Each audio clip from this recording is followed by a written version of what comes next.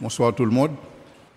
Il y a une vingtaine d'années, j'ai eu une expérience surprenante avec Dieu. Et cette expérience, justement, m'a démontré comment Dieu était présent. Il se trouve que je marchais pour me rendre à l'université. Et à cette époque, j'avais un problème qui me travaillait. Et donc, j'ai décidé d'en parler avec Dieu. Et pendant que je priais Dieu dans mon cœur, j'étais soudainement envahi par le doute. Et soudainement, je me demandais, Dieu écoute-t-il vraiment? Juste au moment où je posais cette question, les réverbérations du soleil frappèrent sur une pare-brise d'une voiture qui venait justement de passer à côté de moi. Et les rayons du soleil sur cette pare-brise frappèrent mes yeux. Et sur cette pare-brise se trouvait un autocollant où il était inscrit « God listens ». Dieu écoute. Je ne peux pas vous dire combien j'ai tressailli de joie de savoir comment Dieu est si proche de moi. Dieu m'écoute même dans mes moments de doute, même dans mon incrédulité. Dieu écoute. Je crois que c'est une expérience extraordinaire, c'est une expérience qui peut être familière pour certains d'entre vous. Mais la réalité, c'est que ce n'est pas une expérience qu'on fait chaque jour, et c'est pourquoi Dieu paraît caché. En préparant cette conférence, il y a des amis qui m'ont dit, mais pourquoi est-ce que tu intitules la conférence ainsi? Pourquoi Dieu se cache-t-il? Est-ce que c'est parce que Dieu a peur? Pourquoi est-ce que tu présentes cette conférence, à savoir pourquoi Dieu se cache-t-il? La réalité, c'est que quand je prépare mes sujets pour les conférences apologétiques, j'aime formuler les sujets à la manière des sceptiques. Parce que je sais que les sceptiques se posent cette question, à savoir pourquoi Dieu se cache. Donc en principe, ce sont des sujets qui sont formulés pour les sceptiques. Ce sont des sujets qui sont formulés pour ceux qui doutent et pas nécessairement pour les chrétiens à l'Église. Nous savons que Dieu ne se cache pas. Mais c'est un sujet qui est formulé dans le sens que les sceptiques disent que si Dieu existe, pourquoi est-ce qu'il se cache? Et donc ce soir, je veux prouver que même si Dieu devait se cacher, Dieu doit avoir de bonnes raisons pour le faire. Et ce sont ces raisons que je voudrais vous présenter ce soir au cours de cette conférence, à savoir pourquoi Dieu se cache-t-il. La réalité, c'est que le fait que Dieu paraît caché, c'est une question qui hante tout le monde, le croyant comme l'incroyant. Pour l'incroyant, c'est une preuve que Dieu n'existe pas, parce que si Dieu existait véritablement, il aurait pu se montrer, il aurait pu dire « me voici ». Et telle était la réponse de Bertrand Russell, ce fameux athée militant, quand on lui a demandé « et si tu te retrouves au ciel en face de Dieu, qu'est-ce que tu vas lui dire ?» Et à Bertrand Russell de dire « je dirai à Dieu, je n'ai pas cru en toi parce que tu n'étais pas vraiment évident ». Telle est la réponse de Bertrand Russell. Je pense que Bertrand Russell aurait pu se mettre à genoux devant Dieu et confesser ses fautes, confesser son incrédulité, mais non. Je n'ai pas cru en toi parce que tu n'étais pas assez évident. Donc c'est un dilemme pour le croyant, le fait que Dieu ne se montre pas, le fait que Dieu paraît caché. Mais c'est aussi un problème pour le croyant. Il faut se mettre d'accord, il faut qu'on soit honnête avec soi-même. C'est un problème pour le croyant, le fait que Dieu soit absent, le fait que Dieu paraît caché, particulièrement dans les moments où nous avons beaucoup plus besoin de lui, dans les moments où nous avons besoin d'entendre la voix de Dieu, dans les situations où nous voulons que Dieu se manifeste. Mais cependant, Dieu ne le fait pas. Il paraît caché. Mais je dois vous dire que ce questionnement pour le croyant n'est pas un questionnement nouveau. Ce n'est pas un questionnement pour l'homme moderne, à savoir pourquoi Dieu ne se montre pas, pourquoi Dieu paraît caché, pourquoi Dieu se cache-t-il. C'était aussi le questionnement des psalmistes, c'était aussi le questionnement des prophètes. Et David disait dans le psaume 22, versets 1 et 2, mon Dieu, pourquoi m'as-tu abandonné? Et t'éloignes-tu sans me secourir, sans écouter mes plaintes? Mon Dieu, je crie le jour et tu ne réponds pas, la nuit et je n'ai point de repos. Donc David voulait comprendre cette dimension de la part de son Dieu qui ne se montre pas dans les situations où il a beaucoup plus besoin de ce Dieu-là. Et David nous dit ailleurs que celui qui veille sur Israël ne sommeille ni ne dort. Mais cependant, David disait aussi dans le psaume 44, versets 23 à 24, « Réveille-toi, ô Dieu, pourquoi dors-tu » Parce qu'il n'arrive pas à comprendre pourquoi Dieu ne se montre pas, pourquoi Dieu ne se manifeste pas dans sa situation. « Réveille-toi, pourquoi dors-tu, Seigneur » Réveille-toi, ne nous repousse pas à jamais. Pourquoi caches-tu ta face? Et pourquoi oublies-tu notre misère et notre oppression? Peut-être qu'il y a des gens qui se posent cette question au cours de ces moments que nous vivons actuellement en Haïti. Mais j'aime l'affirmation d'Ésaïe en Ésaïe 45, le verset 15, où Ésaïe dit « Mais tu es un Dieu qui te cache, Dieu d'Israël, sauveur. » Donc c'est comme si Ésaïe voulait confirmer Ésaïe dans son élan de cœur, dans les circonstances où il souhaiterait que Dieu soit beaucoup plus présent, mais ce que Ésaïe réalise, c'est que tu es un Dieu qui te cache, Dieu d'Israël, sauveur. Et donc nous sommes en face d'un problème réel. Nous ne sommes pas en face d'un problème moderne. Le fait que Dieu ne se montre pas n'est pas un problème uniquement pour l'homme moderne, mais c'est aussi un problème pour les hommes qui ont vécu dans l'Antiquité, particulièrement les prophètes et les psalmistes. Mais la question qu'il convient de se poser, c'est si on veut que Dieu soit évident, comment est-ce qu'on souhaiterait voir cette évidence de la part de Dieu? Comment Dieu doit-il faire son apparition? Dieu doit-il faire une apparition chaque matin? Doit-il faire une apparition 2 fois par jour? Doit-il faire une apparition 3 fois par jour? Peut-être 4 fois par jour? La question, frères et sœurs, c'est qu'il faut éviter de ne pas confondre Dieu pour une prescription médicale. Dieu n'est pas une prescription médicale, ce n'est pas une ordonnance d'un médecin. Et peut-être que certains diraient qu'ils souhaiteraient voir Dieu apparaître à chaque fois qu'ils sont en proie à commettre une erreur. Donc à chaque fois qu'ils doivent prendre une décision, un investissement, ils souhaiteraient voir Dieu leur dire, voici là où il faut faire un placement qui va pouvoir faire fructifier l'investissement. Et il y a certains qui veulent que Dieu leur apparaisse pour leur dire quelle route emprunter. Parce que dans telle route, si on pratique telle route, on peut faire face à un accident, ou on peut se retrouver coincé dans un embouteillage, ou peut-être se retrouver en face d'une manifestation. Et donc on veut que Dieu intervienne et qu'il nous dise quelle route emprunter. Il y a d'autres même qui pour eux, il serait évident si et seulement si Dieu leur disait quel est le numéro gagnant de la loterie de New York. Donc pour eux, ce serait le Dieu parfait, le Dieu par excellence, le Dieu qui nous dit où placer notre argent, le Dieu qui nous dit quel numéro va sortir dans la loterie de New York ce soir. Le fait est que nous avons tous des idées propres, des idées préconçues pour ce qu'il s'agit de la visibilité de Dieu, pour ce qu'il s'agit de la manifestation de Dieu.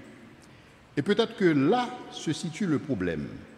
Peut-être que le problème se trouve dans nos idées préconçues pour ce qu'il s'agit du fait que Dieu soit manifeste, du fait que Dieu soit évident ou qu'il ne le soit pas. Et donc d'où la question à savoir pourquoi Dieu se cache-t-il? En d'autres termes, pourquoi Dieu ne se montre pas? En réponse à cette question, je vais vous donner 4 raisons pour lesquelles Dieu paraît caché. D'abord, une raison naturelle en vertu de la régularité des lois de la nature. Deuxièmement, une raison logique en vertu de la nécessité du libre arbitre qui requiert l'absence de toute contrainte. Et troisièmement, une raison historique selon laquelle la réalité est que nous étions les premiers à nous cacher. Et quatrièmement, et au final, une raison métaphysique en vertu selon laquelle la réalité de Dieu fait que Dieu soit esprit et en tant qu'esprit, il est imperceptible à l'œil. Donc d'abord, les raisons naturelles. Pourquoi Dieu se cache-t-il? Pourquoi Dieu n'est pas aussi évident et qu'on aurait aimé qu'il soit? La première raison, c'est une raison naturelle. Et cette raison fait référence, si vous voulez, à ce qu'on appelle la régularité des lois de la nature. Il existe une véritable nécessité pour que les lois de la nature soient régulières. Pourquoi? Parce que Dieu l'a voulu ainsi. Et c'est ce qui est exprimé dans le psaume 148, les versets 1 à 6, où le psalmiste disait « Louez l'Éternel, louez Dieu, louez l'Éternel du haut des cieux, louez-le dans les lieux élevés.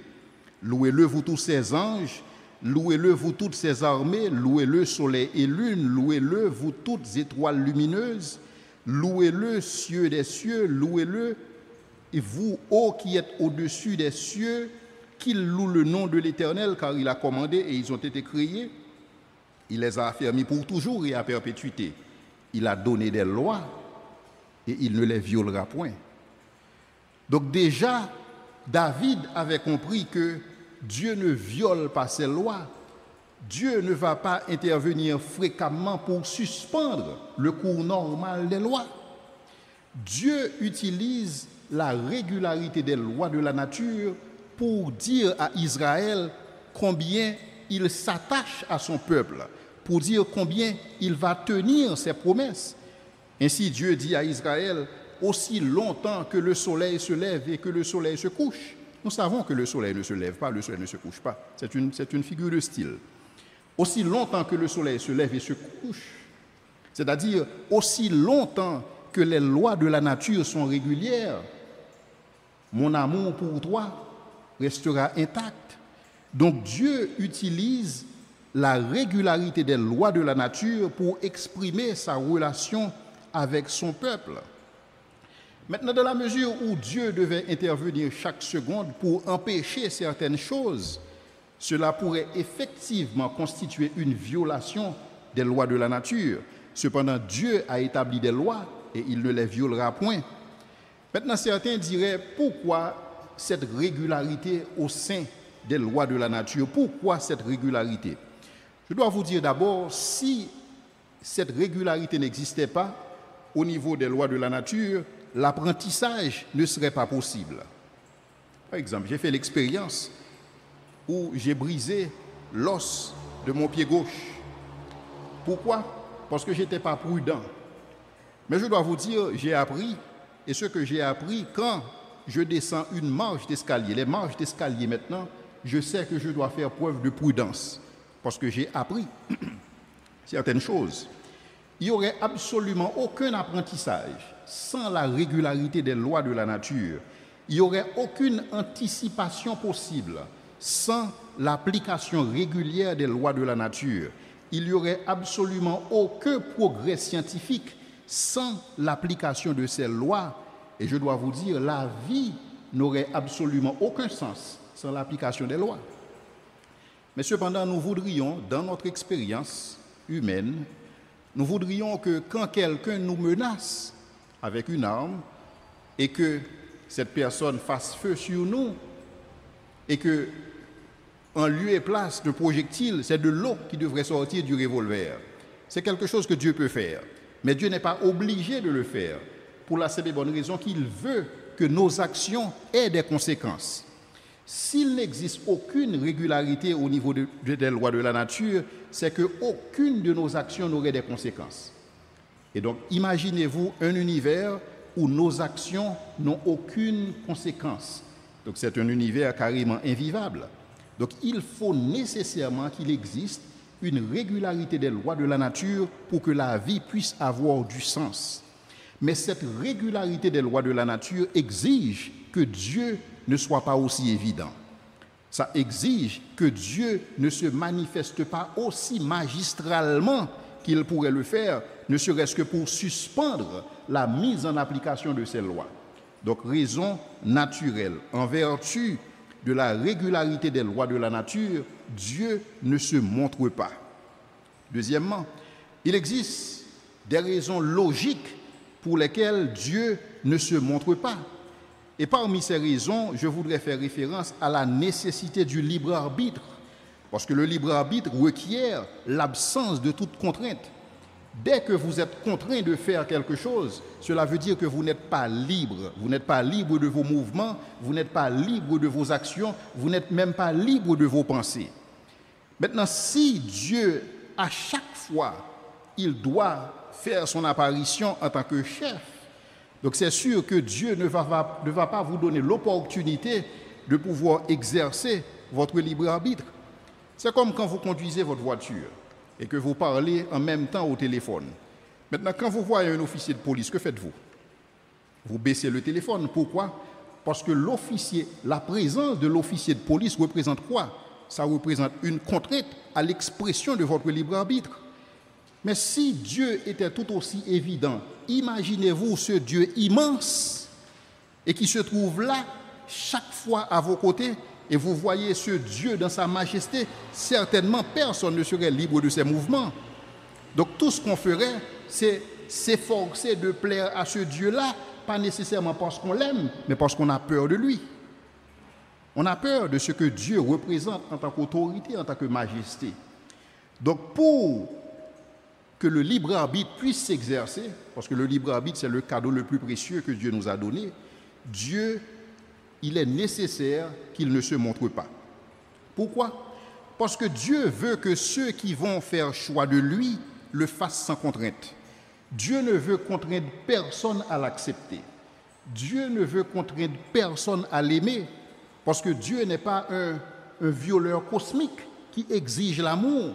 L'amour forcé, c'est un viol. Dieu ne viole pas l'intimité des gens. Dieu ne veut pas que vous croyiez en lui par contrainte ou par la force.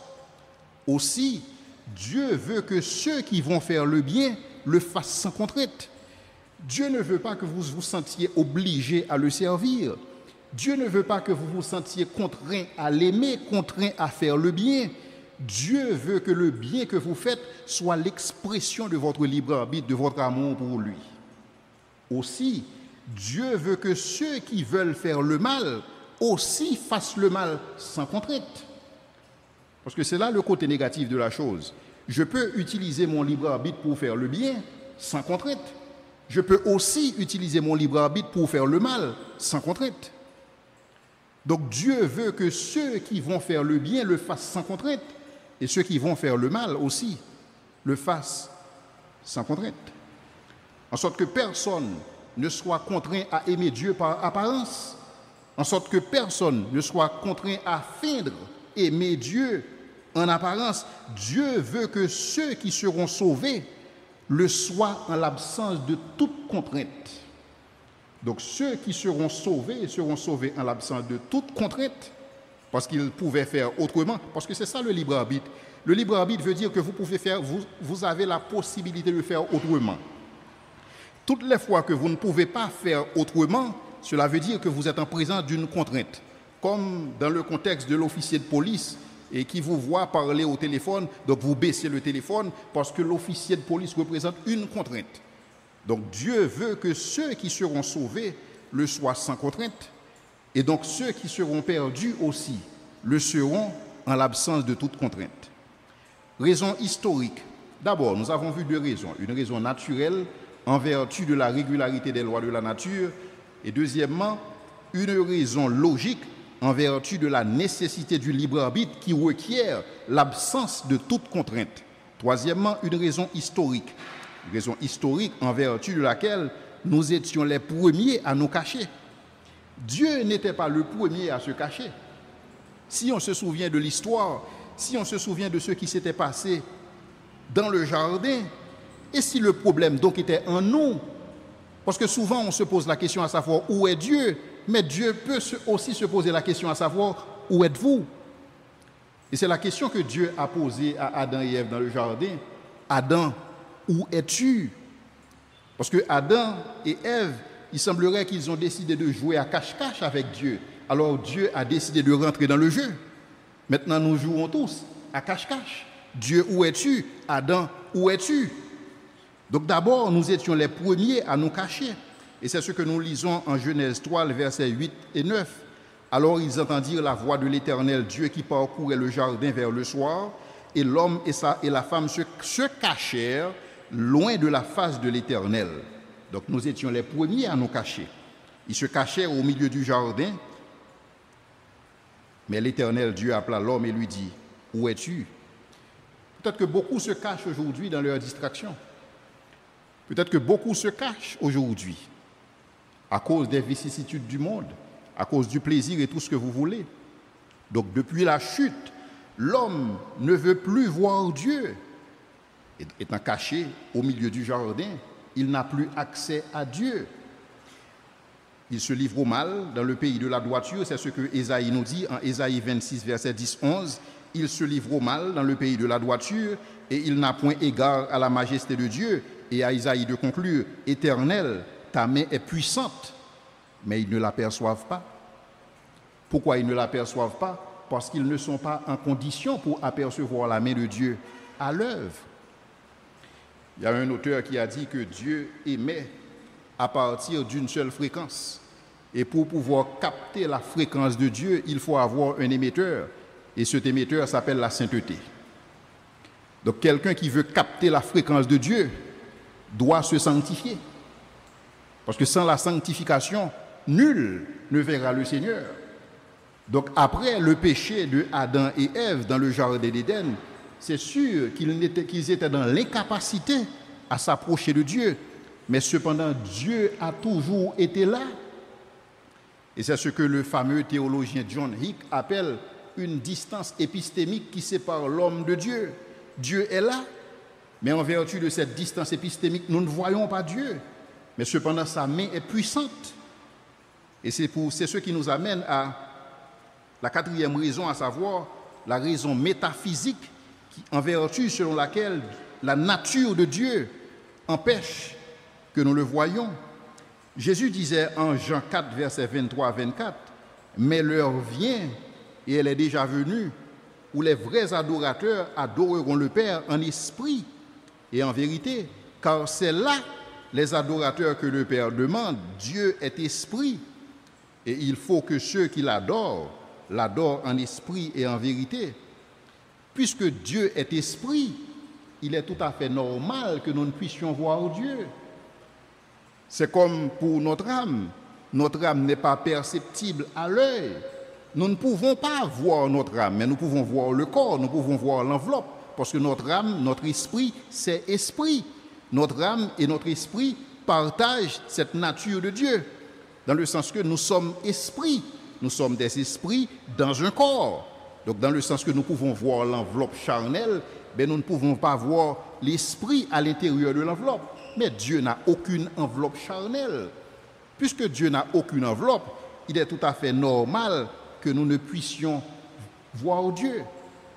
Donc c'est une raison totalement métaphysique qui explique le fait que Dieu ne se montre pas. Mais le fait que Dieu ne se montre pas ne veut pas nécessairement dire que Dieu ne soit pas là. Et c'est ce que John Hick parlait tantôt de cette distance épistémique qui nous sépare de Dieu. Il est là, mais nous ne le voyons pas. Pourquoi?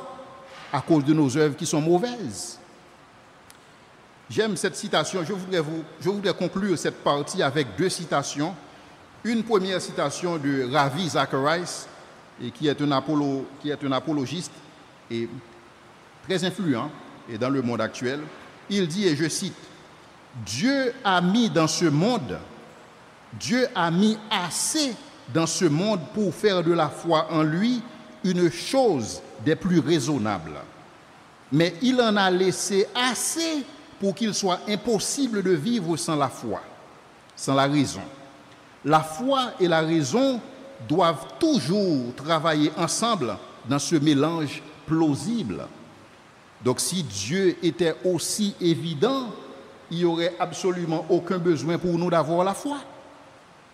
Parce que pourquoi avoir la foi pour ce qu'on voit? La foi, c'est une démonstration des choses qu'on espère, mais pas pour des choses que nous voyons actuellement, pas pour les choses que nous possédons en temps réel. Et la deuxième citation, c'est de Clay Jones, qui est aussi un apologiste. Clay Jones dit que le Seigneur nous donne suffisamment de preuves de son existence pour que ceux qui veulent croire aient leur croyance justifiée. Mais pas tellement de preuves que ceux qui ne veulent pas croire ne soient pas forcés de feindre la loyauté. Je reprends la citation de Clay Jones. Le Seigneur donne suffisamment de preuves de son existence pour que ceux qui veulent croire aient leur croyance justifiée, mais pas tellement de preuves que ceux qui ne veulent pas croire ne soient pas forcés de feindre la loyauté. Et c'est ce que nous avons vu aussi dans le ministère de Jésus. Dans le ministère de Jésus, nous avons vu des gens qui se sont approchés de Jésus et qui lui ont demandé des preuves. Mais cependant, Jésus, par moment, il a fourni des preuves. Par moment, il n'a pas donné de preuves. Pourquoi? Parce qu'il peut sonder les cœurs. Jésus sait qu'il y a des gens, même en la présence d'évidence, ils ne vont pas croire. Alors pour ceux qui ne veulent pas croire, Dieu n'est pas obligé de fournir des évidences. Dieu fournit des évidences uniquement à ceux qui veulent croire. Si vous voulez croire Dieu, Dieu va vous fournir des évidences. Thomas voulait croire. Dieu a fourni à Thomas des évidences. Mais cependant, pour d'autres, des gens qui ont demandé à Jésus un miracle de la part de Dieu pour confirmer sa divinité, Jésus-Christ, il n'a donné aucun miracle. C'est ce que nous lisons en Matthieu 11, versets 20-21.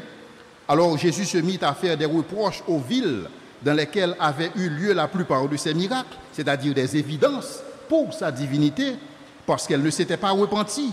Malheur à toi, Chorazin, malheur à toi, Bethsaïda, car si les miracles qui ont été faits au milieu de vous avaient été faits dans Tyr et dans Sidon, il y a longtemps qu'elle se serait repentie en prenant le sac et la cendre. C'est-à-dire que Dieu n'était pas obligé de fournir des miracles, parce qu'il y a des gens, les miracles ne vont pas les porter à croire. Et en Matthieu 12, verset 38-39, nous lisons, alors quelques-uns des scribes et des pharisiens prirent la parole et dirent, Maître, nous voudrions te voir faire un miracle. Il leur répondit, une génération méchante et adultère demande un miracle. Il ne lui sera donné aucun miracle, sinon celui du prophète Jonas. Il n'est pas obligé de fournir des preuves. Il fournit des preuves à ceux qui veulent croire. Mais à ceux qui ne veulent pas croire, Dieu n'est pas tenu de se manifester. Il n'est pas dans l'obligation. Alors, nous sommes en train de parler de Dieu. Déjà, le concept suppose aucune obligation. Dieu n'a aucune obligation. Il n'a emprunté de personne pour lequel il doit payer en retour. Il n'a absolument aucune obligation. Et Ésaïe de dire, Ésaïe 26, verset 10-11, « Éternel, ta main est puissante, mais ils ne l'aperçoivent pas. » Il existe des raisons, d'autres raisons, pour lesquelles nous n'arrivons pas à voir Dieu à l'œuvre.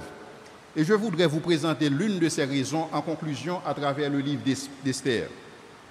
Le livre d'Esther, c'est un livre particulier dans la Bible. C'est un livre qui est si particulier que les pères de l'Église ont eu beaucoup de difficultés à accepter que ce livre fasse partie du canon. Pourquoi du canon hébreu, bien sûr, pas les pères de l'Église, les anciens d'Israël.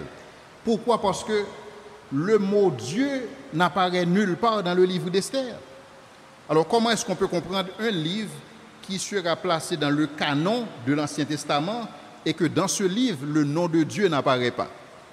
Or, ce qui fait l'essence de tous les livres, que ce soit dans le Nouveau ou dans l'Ancien Testament, c'est que c'est un message de la part de Dieu et donc l'auteur est omniprésent dans son message. Donc tous les livres de la Bible parlent de Dieu. Alors pourquoi le livre d'Esther ne ferait pas mention de Dieu?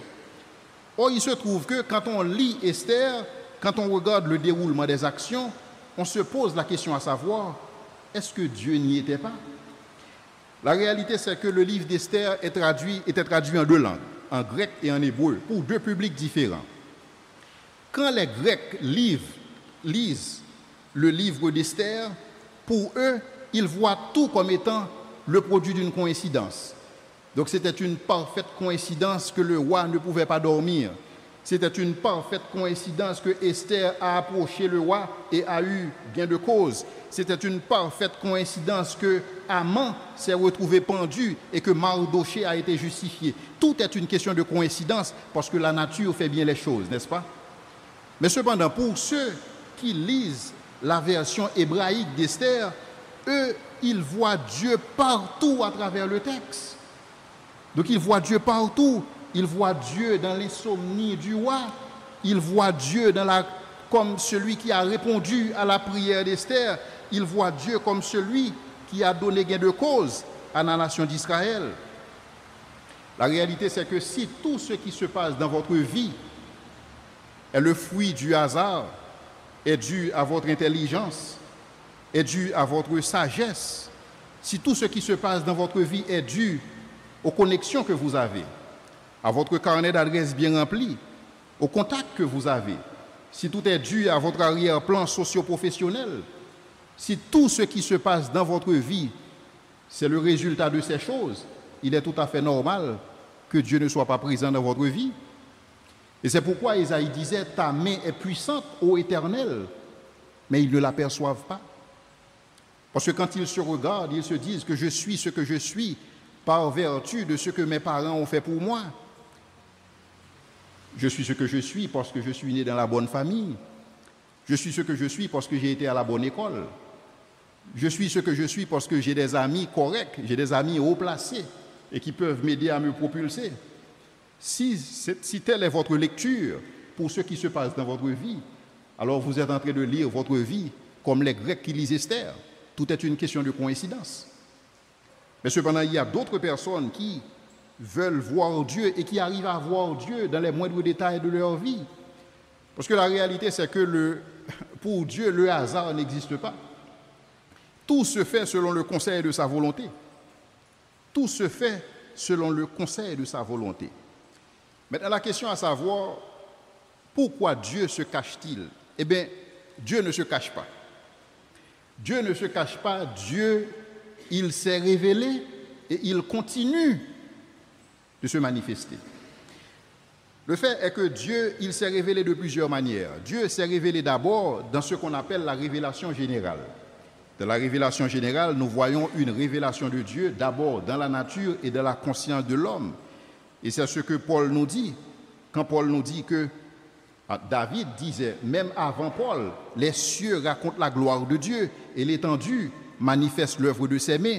David n'avait pas des difficultés à voir Dieu dans la nature. Et tout comme Paul, les perfections invisibles de Dieu, sa puissance éternelle et sa divinité se voient comme à l'œil. Romains 1er 19. Donc Paul pouvait voir Dieu dans la création et cette visibilité de Dieu dans la création est telle que Paul dit que ceux qui arrivent à voir Dieu dans la création mais qui suppriment la vérité, ils sont inexcusables. Pourquoi? Parce que l'empreinte de Dieu est totalement visible dans la création comme l'est celui d'un architecte et qui serait l'auteur d'une maison. Et aussi, Dieu s'est révélé dans la conscience humaine, dans le sens que nous avons cette loi intérieure qui nous dit ce qui est bien et ce qui est mal. Et là où il y a une loi, il faut nécessairement qu'il y ait un législateur. Donc, dans ce sens, Dieu s'est révélé, il s'est révélé dans la nature et dans la conscience. Et c'est ce que nous appelons la révélation générale. Mais Dieu, il ne s'est pas contenté uniquement de se révéler de manière générale. Pourquoi? Parce que la révélation générale est limitée. La révélation générale ne nous parle pas de la Trinité. La révélation générale ne nous indique pas le plan du salut de Dieu. La révélation générale ne nous parle pas de Jésus-Christ. Eh bien donc, Dieu, il s'est révélé de manière spéciale. Il s'est révélé dans la parole écrite, il s'est révélé dans la parole vivante. Et maintenant, nous disposons de tout le conseil de Dieu pour ce qu'il s'agit de notre vie. Donc Dieu s'est révélé. Il s'est révélé de manière générale, il s'est révélé de manière spéciale. Donc ainsi, la révélation de Dieu est scellée. Cependant, est-ce que cela veut dire que Dieu ne se manifeste plus? Dieu continue de se révéler. Dieu ne se révèle plus de la manière dont il l'a fait pour ce qu'il s'agit de la révélation spéciale, parce que la révélation spéciale, c'est fini.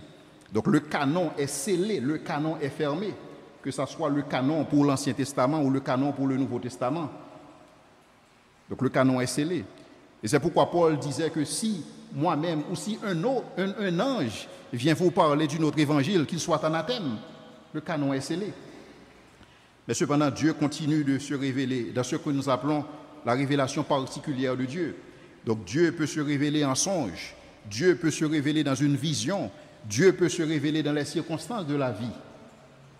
Dieu se révèle chaque jour. Au moment où je vous parle, il existe beaucoup de gens qui acceptent le Christ. Dans les pays dominés par l'islam, ils disent qu'ils ont vu Jésus en rêve. Ils disent que Dieu leur est apparu en rêve et Dieu leur a dit d'accepter le Seigneur. Il y a beaucoup de musulmans qui acceptent le Christ ainsi. Et la réalité, c'est que la vie est dure pour ces gens-là. Ce sont des gens qui acceptent Jésus au péril de leur vie. Donc ceci confirme la véracité du témoignage reçu, même en songe. C'est une révélation spéciale, une révélation particulière, excusez-moi, de la part de Dieu. Mais Dieu continue aussi de se révéler par le biais du Saint-Esprit dans le monde. C'est ce que la Bible nous dit. Quand sera venu le Consolateur, non seulement il nous consolera, mais aussi il convaincra le monde en ce qui concerne le péché, la justice et le jugement. Donc jusqu'ici, Dieu continue son œuvre dans le cœur du pécheur. Mais pour ce qu'il s'agit du croyant, la Bible nous dit que l'Esprit de Dieu rend témoignage à notre esprit que nous sommes enfants de Dieu. C'est-à-dire Dieu continue de se révéler. Dieu n'est pas caché. Il n'est nullement caché. Il s'est révélé. Il s'est révélé de manière générale. Il s'est révélé de manière spéciale. Il se révèle de manière particulière. Et il se révèle par le ministère du Saint-Esprit. Et finalement, Dieu se révèle par le témoignage individuel et la marche du croyant. Dieu se révèle à travers nos vies. Si le monde n'arrive pas à voir Dieu, c'est parce que les chrétiens ne vivent pas l'évangile de Dieu. Parce que si nous sommes effectivement sel et lumière, le monde n'aurait aucune difficulté à voir Dieu. Si Dieu est caché, l'Église a une lourde part de responsabilité dans cela. C'est parce que notre vie ne témoigne pas Dieu. C'est parce que notre vie peut-être ne reflète pas Dieu. Donc les chrétiens doivent témoigner par leur vie que Dieu est évident. Donc si les gens qui nous entourent n'arrivent pas à voir Dieu à travers nous, il est tout à fait normal qu'ils se posent la question à savoir pourquoi Dieu se cache-t-il? Parce que c'est une question qui s'adresse à nous, chrétiens.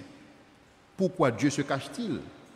Il est vrai qu'il existe des raisons naturelles, il est vrai qu'il existe des raisons logiques, il est vrai qu'il existe des raisons historiques, il est vrai qu'il existe des raisons métaphysiques pour le fait que Dieu ne soit pas évident, mais notre vie aussi doit être ce témoignage pour ce qu'il s'agit du fait que est-ce que Dieu est évident ou pas.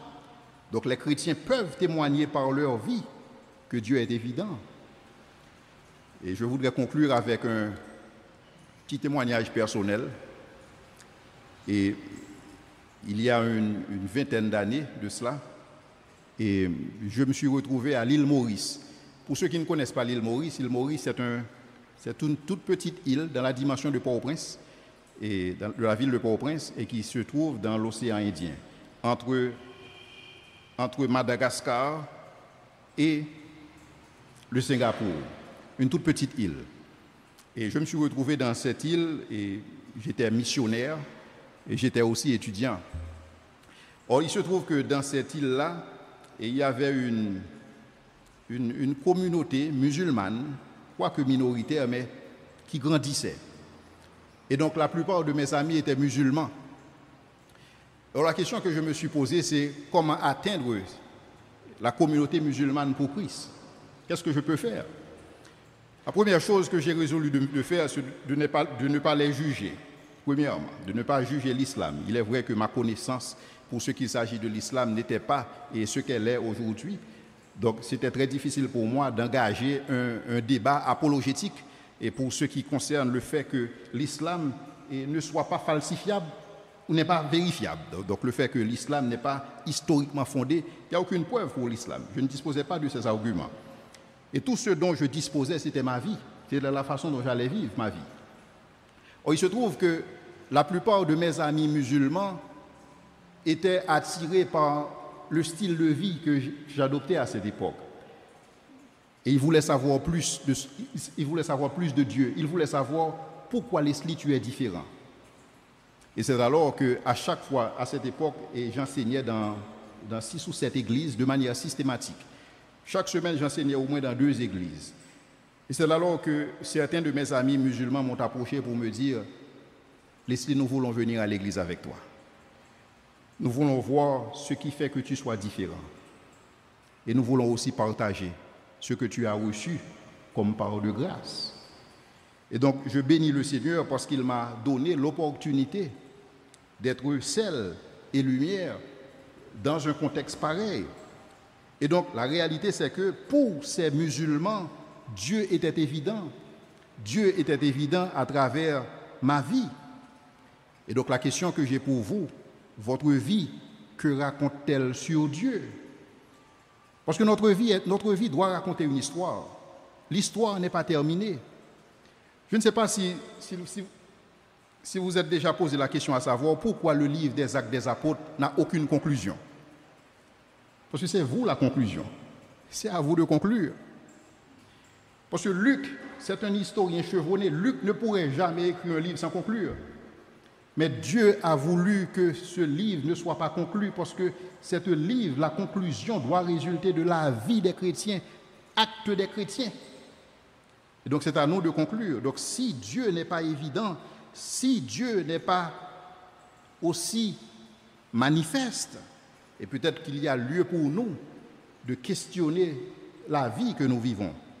Donc il est normal que Dieu paraisse caché puisqu'il est esprit, mais notre vie peut produire Dieu à la lumière. Et je me demande si ce n'est pas la raison pour laquelle Jésus disait en Matthieu 5, le verset 16, que votre lumière luise ainsi devant les hommes, afin qu'ils glorifient le Père qui est dans les cieux. Cela veut dire que si notre lumière ne luise pas, Dieu ne sera pas glorifié. Et Dieu ne sera pas glorifié parce que Dieu demeure caché.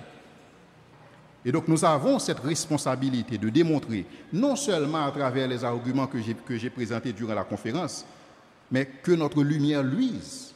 Et c'est ce que Jésus-Christ nous demande, que votre lumière luise ainsi devant les hommes. Et quand cela se fait, alors les hommes vont glorifier le Père qui est dans les cieux. Et donc nous avons cette responsabilité de produire Dieu à la lumière par notre vie, afin que les sceptiques ne disent plus, afin que les sceptiques ne se posent plus la question à savoir pourquoi Dieu se cache-t-il. Que le Seigneur vous bénisse.